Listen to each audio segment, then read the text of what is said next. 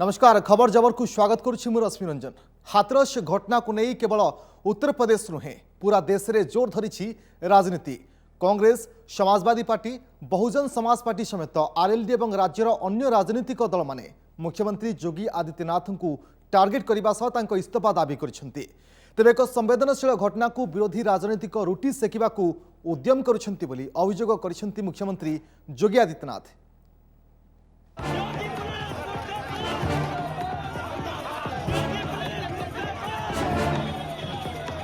आपने आज समाचार पत्रों में पढ़ा होगा और न्यूज चैनल में आप देख रहे होंगे सुबह से ही उत्तर प्रदेश में अभी कितनी भीषण जाति और सांप्रदायिक दंगे की नींव रखी गई थी। विरोधी चाहती राज्यर विकास संवेदनशील घटना को नहीं विद्वेष और अशांति सृष्टि पर षड्यंत्र करुछंती विरोधी।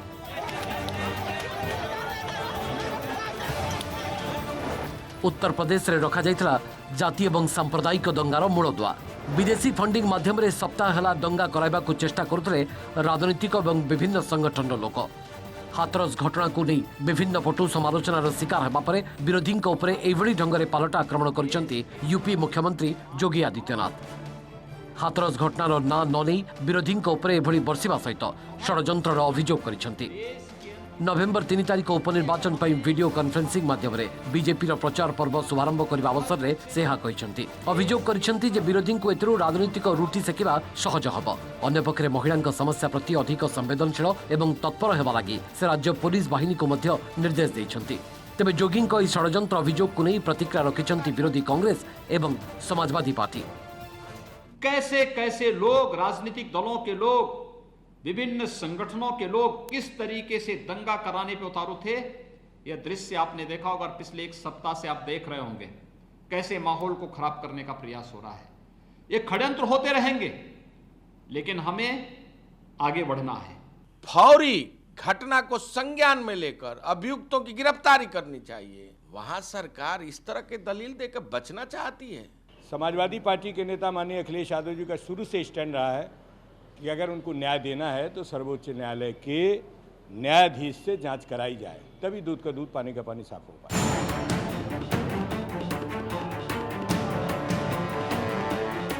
हाथरस घटना को नहीं रणांगन पलटि उत्तर प्रदेश राजरास्ता। केतबेले कांग्रेस नेता राहुल गांधी और भौणी प्रियंका तो आउ केतबेले समाजवादी पार्टी और आरएलडी नेता पीड़िता परिवार सदस्यों को भेटी समवेदना जणाइबा आଳରେ आरंभ हो जाइछि राजनीतिक रुटी सेका।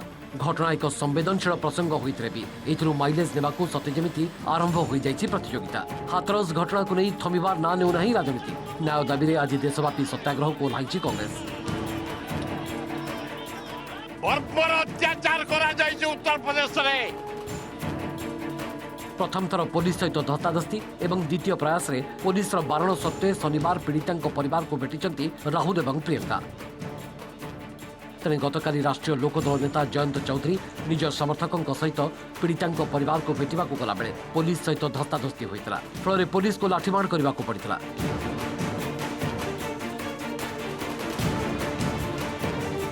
तेबे गतकाली समाजवादी पार्टी प्रतिनिधि दल एवं भीम आर्मी मुख्य चंद्रशेखर आजाद पीड़िता परिवार को भेटिचंती। गाँव में विपुल संख्यार पुलिस मुतयन सत्वे पीड़िता परिवार सुरक्षित नुहंती बोली भीम आर्मी मुख्य अभियोग आनिछंती। मेरे साथ पीड़िता के पिताजी, उनकी माताजी, उनकी भाई, उनके दोनों भाई, उनकी भाभी, उनकी बुआ जी, सब लोग थे। और मेरे जाते उन्होंने मुझे सबसे पहली बात ये कही है कि हम यहाँ सुरक्षित नहीं हैं। सेबड़े लाठीचार्ज बेले प्रियंका गांधी को पुलिस कर्मचारी दुर्व्यवहार एवं टणा उटरा घटना क्षमा प्रार्थना करिछि गौतम बुद्धनगर पुलिस। एथिसहित घटनार तदंत निर्देश दिया जाइछि। Bureau report OTV. Uttar Pradesh Hathras पीड़िता होइनी दुष्कर्म फोरेंसिक जांच रिपोर्ट रे स्पष्ट होइछि। अन्यपक्षे सामाजिक विद्वेष और अशांति सृष्टि लगी किछि लोक एहाकू दुष्कर्म रूप देबाकू चेष्टा करिथिबा पुलिस दाबी करबा सहित एथिरे संपृक्त व्यक्ति विरोध में दृढ़ कार्यानुष्ठान नियाजिबो बोली पुलिस कहिछि।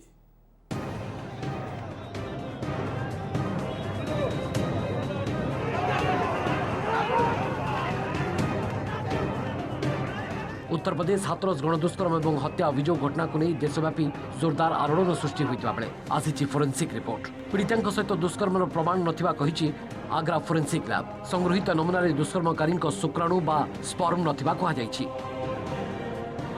तेबे यहाँ नहीं उठी प्रश्न कारण रिपोर्ट प्रस्तुति लगी 11 दिन समय लगी एते दिन धरी स्पर्म रहिबा संभव नुहे बोली विशेषज्ञ मत देइछन्ति। गत सेप्टेम्बर 22 रे नमूना संग्रह होइतला एवं 25 तारिख रे लैब रे पहुंचितला बोली आग्रा लैब कर्तृपक्ष सूचना देइछन्ति। घटना को दुष्कर्म रूप देबा लागि किछि लोक षडयंत्र करितबा कहिछन्ति UP police ADG Prashant Kumar. राज्य में अशांति सृष्टि एवं सामाजिक सद्भाव भांगिबा को यह उद्यम बोली से अभियोग आनिछन्ति। तेबे मिथ्या प्रचार में सामिल लोकों को चिन्हट करा जाई सेमानक विरोध में कड़ा कार्यानुष्ठान करा जाऊ बोली एडीजी प्रशांत कुमार चेतावनी भी दैछन्ति। साजिश की बात आ रही है क्या?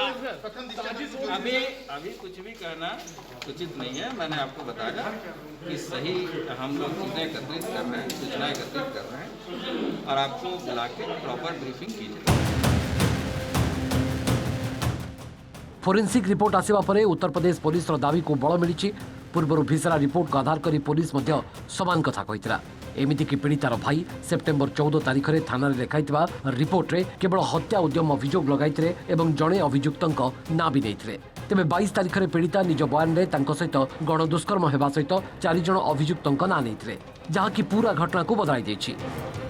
यूपी पुलिस 4 जन को गिरफ्त करथिले भी मामला को जो भली हैंडल कला ताकू नहीं तीव्र समालोचनार शिकार होइछि। खास करी परिवार लोकंकर अनिच्छा सत्वे राति अधिया पीड़िता शव सत्कार करदिबा नै विवाद देखा दैछि। मुख्यमंत्री योगी आदित्यनाथ घटनार एसआईटी तदंत निर्देश देवा सहित सीबीआई तदंतर सुपारिश भी करिसेंति। तेबे पीड़िता परिवार पक्षरु विचार विभाग तदंत दाबी होइछि। Bureau report OTV. टली जाइथाई पारे विपद डेंजर सेप्टेम्बर सह अतिक्रम करि जाइथाई पारे कोरोना पीक ए आश्वस्ति बाणी शुणाई केन्द्र अर्थ मंत्रालय। मंत्रालयर कहवा अनुसार गत सप्ताह देश में दैनिक संक्रमण ट्रेंड ह्रास पाई। मृत्यु संख्या भी पूर्व सप्ताह तुलन में कमी। एवं ग्रामांचल में संक्रमण बढ़ुले आगामी दिन में यार प्रकोप कमिबा सहित देश में अर्थनैतिक कार्यकलाप त्वरान्वित हेब बोली आशा रखिछि मंत्रालय।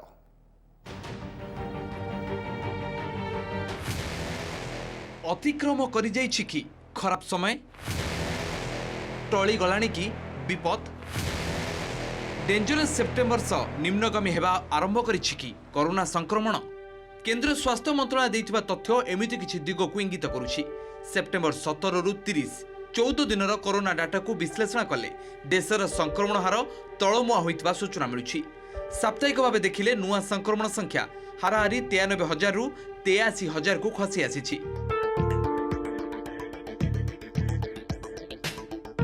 सेप्टेम्बर 7 रु 13 मध्य 6,45,000 रु अधिक नुआ आक्रांत चिन्हट होता बेले चलित सप्ताह संख्या 5,50,545 को खसी आसी अर्थात संक्रमण हार 15% कमी।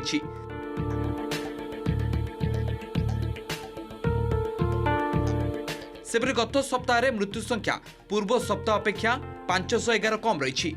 अन्यपक्षे समय रे टेस्टिंग संख्या 1,15,000 रु 1,24,000 को वृद्धि पाई। परीक्षा वृद्धि सत्वे नुआ आक्रांतक संख्या क्रमागत ह्रास होउतबारु संक्रमण हार तळमुआ होइतबा जणा पड़िछि। आमर जो नॉर्मल मैथमेटिकल मॉडल अच्छी कोरोना जे किछि दिन बढ़िबो तापर पीक हबो तापर खसिबो एइटा पीक हबा खसिबा एइति पे हबो ना सेठी जदी सरकार तांगर ठीक से तांगर टेस्टिंग करिवे तांकर जो कर्तव्य गुडा सेउडा करिवे प्लस लोक माने जदी कारण ए जो 7-8 मास भितर लोक माने नियाती शिक्षित हेलेनी सचेतन हेलेनी से माने जदी तांकर जो जिंस करिया कथा जेंती मास्क पिनबा कथा सोशल डिस्टेंसिंग अवॉइड करिया कथा सैनिटाइजेशन करिया कथा एगुडा जदी सब ठीक ठाक चला ताहले मु आशा करछि हुए तो एटा आगु को जाई खसिबो नहले पुणी आपण देखते जेंती स्पेन इटाली रे द्वितीय होइबा आसुची बा सेकेंड एटा कोना कोटी हमकु चिंता करिया पड़िबो जे जदी आमे एबे हल्का भाबे नबा हुए तो आमे पुणी गोटे सेकेंड होइबा को डाकिबा।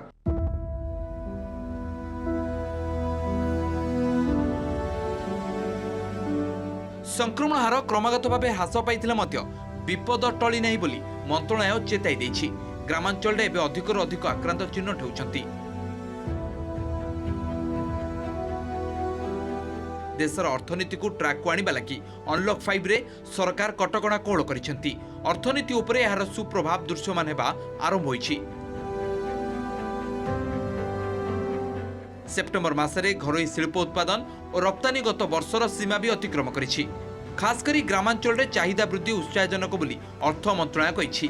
गत मासरे जेते संख्यक 2 चकिया 3 चकिया और 4 चकिया यान पंजीकरण होईछि ता अर्थनीति ट्रैक को फेरुतबा विश्वास को दृढ़ करिछि।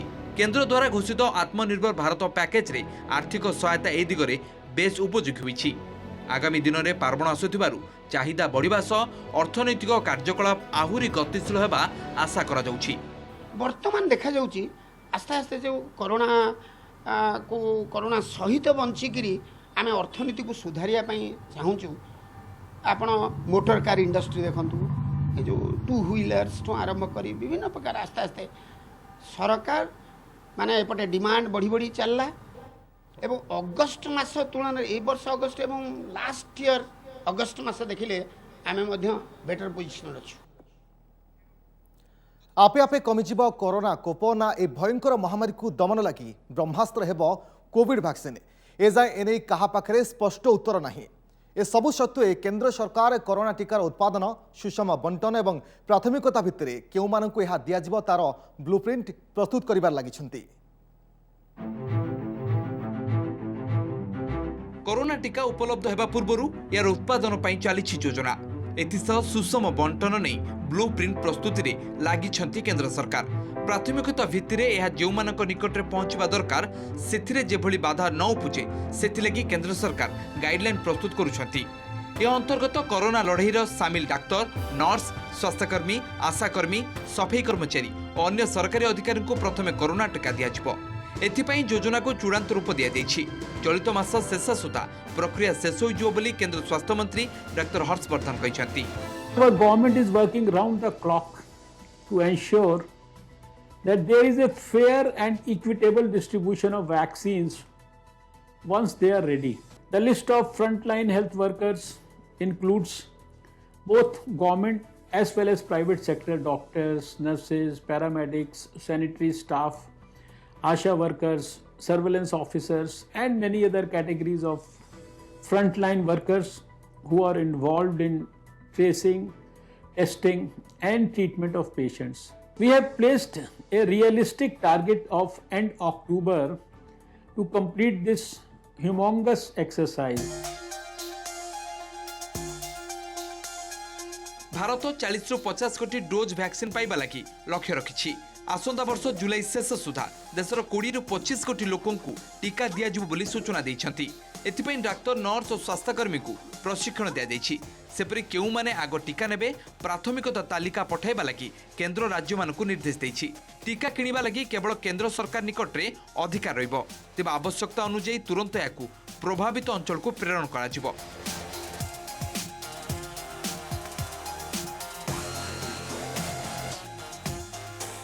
सेपरि टीका प्रस्तुतकारी भी सरकार आगुआ बुझापणा करेंगे।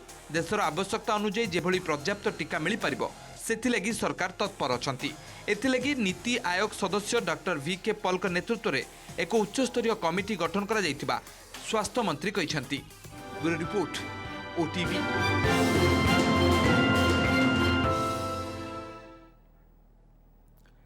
सात थरर विधायक, पंचायतीराज एवं कृषि भली गुरुत्वपूर्ण विभाग मंत्री, ओडिशा राजनीति में दीर्घ 4 दशंधिर यात्रा। ए यात्रा रे जवनिका पड़ी राजनीतिर महारथी प्रदीप महारथी देहांत सह।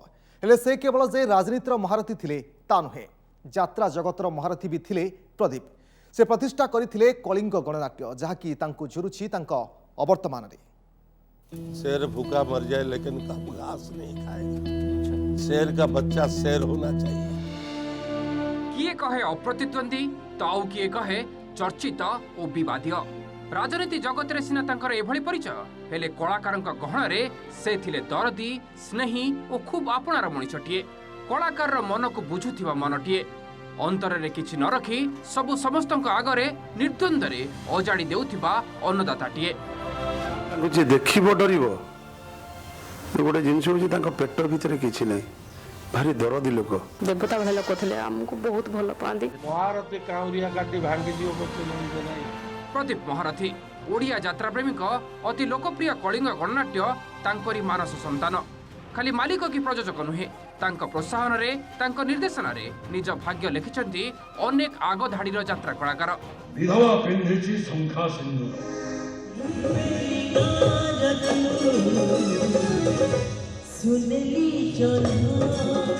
ଆଉ ଯେଉଁମାନେ କଳିଙ୍ଗରେ କାମ କରିବାର ସୁଯୋଗ ପାଇନାହାନ୍ତି ସେମାନେ ବି ଆଜି ମହାରଥୀଙ୍କୁ ଝୁରୁଛନ୍ତି ତାଙ୍କ ଅବର୍ତ୍ତମାନରେ।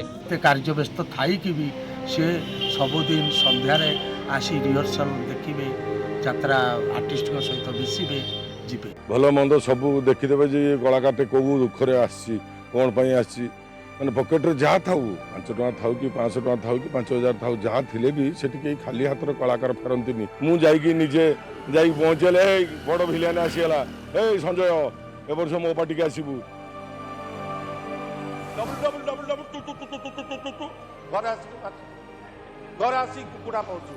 ବିଧାନସଭା ଭିତରେ ହେଉ କି ବାହାରେ ନାଟକୀୟ ଢଙ୍ଗରେ ନିଜ ମତ ରଖୁଥିବା ପ୍ରଦୀପ ମହାରଥୀ ଅନେକ ଚର୍ଚ୍ଚିତ ନାଟକର ନିର୍ଦ୍ଦେଶନା ବି ଦେଇଛନ୍ତି। ତାଙ୍କ ନିର୍ଦ୍ଦେଶିତ କଥା ଦେ କାନ୍ଦିବୁନି ଲୋକଙ୍କ ମନକୁ ଯେତିକି ଛୁଇଁଥିଲା, ପ୍ୟାରୀମୋହନ ମହାପାତ୍ରଙ୍କୁ ନେଇ ନାଟକ ଗୁଡ୍ ମର୍ଣ୍ଣିଂ ଅଙ୍କଲ ଓ ରାଜନୀତି ହଟଚମଟକୁ ନେଇ ଲାଲୁ ଶାସନରେ ଭାଲୁ ରାଜା ସେତିକି ଚର୍ଚ୍ଚିତ ହୋଇଥିଲା। 2005-06ରେ ଭୁବନେଶ୍ୱର ରୂପାଲି ଛକରେ ଗୁଡ୍ ମର୍ଣ୍ଣିଂ ଅଙ୍କଲ ମଞ୍ଚସ୍ଥ ହେବା ବେଳେ ମହାରଥୀ ଗୋଟିଏ ଦିନ 6 ଜଣ ମନ୍ତ୍ରୀଙ୍କୁ ନେଇ ଏହି ନାଟକ ଦେଖାଇଥିଲେ। ତାଙ୍କୁ କେନ୍ଦ୍ର କରି 2ଟି ନାଟକ 100 ଘୋଡ଼ାକୁ 100 ହାତୀ, ଏକା ଲଢ଼ିବ ମହାରଥୀ ଏବଂ ସରି ନାହିଁ ରାଜନୀତି ହାରି ନାହିଁ ମହାରଥୀକୁ ନେଇ ବି ସେତେବେଳେ ଚର୍ଚ୍ଚା ଜୋର ଧରିଥିଲା। ପ୍ରଦୀପ ମହାରଥୀଙ୍କ ଦେହାନ୍ତ ପରେ କଳିଙ୍ଗ ଗଣନାଟ୍ୟରେ କାର୍ଯ୍ୟରତ କଳାକାର ଓ କର୍ମଚାରୀମାନେ ଯେତିକି ମର୍ମାହତ, ନିଜ ନିଜ ଭବିଷ୍ୟତକୁ ନେଇ ସେତିକି ସନ୍ଦିହା। ମହାରଥୀଙ୍କ ଅନ୍ତେ ଯାତ୍ରାପାର୍ଟିର ଭବିଷ୍ୟତ କ'ଣ ହେବ ସେ ନେଇ ଅନେକ ଆଶଙ୍କାରେ ଥିବାବେଳେ ତାଙ୍କ ହୃଦୟର ଅତି ନିକଟରେ ଥିବା ଏହି ସଂସ୍ଥା କେବେ ବନ୍ଦ ହେବ ନାହିଁ ବୋଲି ବହୁ କଳାକାର ଦୃଢ଼ୋକ୍ତି ପ୍ରକାଶ କରିଛନ୍ତି। ସେପଟେ ଏନେଇ ପ୍ରତିକ୍ରିୟା ରଖିଛନ୍ତି କଳିଙ୍ଗ ଗଣନାଟ୍ୟର ମ୍ୟାନେଜର। ଗୋଟେ ସସ୍ପେନ୍ସ ଭିତରେ ରହିଛି ଜିନିଷଟା, ଆମେ ଭାବିପାରୁନୁ ପାର୍ଟି କିଏ ଚଲେଇବ, ଚାଲିବ କି ନ ଚାଲିବ, କିନ୍ତୁ ଭଗବାନ ଡାକୁଛି ପାର୍ଟିଟା ଚାଲିଲେ ଆମେ କିଛି କଳାକାର ବଞ୍ଚିପାରନ୍ତୁ, ପାର୍ଟି ନ ଚାଲିଲେ ଆମେ ମରିଯିବୁ। ଯାତ୍ରା ତ ନିଶ୍ଚିତ ହେବ। ଆମର ମା ଅଧ୍ୟାପିକା ଡକ୍ଟର ଶ୍ରୀମତୀ ପ୍ରତିଭା ମହାରଥୀ ଅଛନ୍ତି, ସେ ହେଉଛନ୍ତି କଳିଙ୍ଗ ଗଣନାଟ୍ୟର ପ୍ରଯୋଜିକା, ଏବଂ ସାନ ବାବୁ ଅଛନ୍ତି ଯିଏକି ରୁଦ୍ରପ୍ରତାପ ମହାରଥୀ, ତାଙ୍କ ଦିଗ୍ଦର୍ଶନରେ ଏଣିକି ପାର୍ଟି ଚାଲିବ। मैन प्रपोजेस गॉड डिस्पोजेस, तकदीर में जो लिखा है वही खुदा। ଅବେଳରେ ମହାରଥୀଙ୍କ ବିୟୋଗ ଯେ କେବଳ ଓଡ଼ିଶା ରାଜନୀତିରେ ଶୂନ୍ୟସ୍ଥାନ ସୃଷ୍ଟି କରିଛି ତା ନୁହେଁ, ଓଡ଼ିଆ ଯାତ୍ରା ଶିଳ୍ପ ବି ହରାଇଛି ଜଣେ କଳାପ୍ରେମୀ କଳାକାର ପ୍ରେମୀ ପୃଷ୍ଠପୋଷକଙ୍କୁ। Bureau report OTV। समय सरी खबर जबर को एठी रखुचु। प्रति सोमवार शुक्रवार राति 8:30 देखा भूलें आम स्वतंत्र बुलेटिन। विदाय दिंतु, नमस्कार।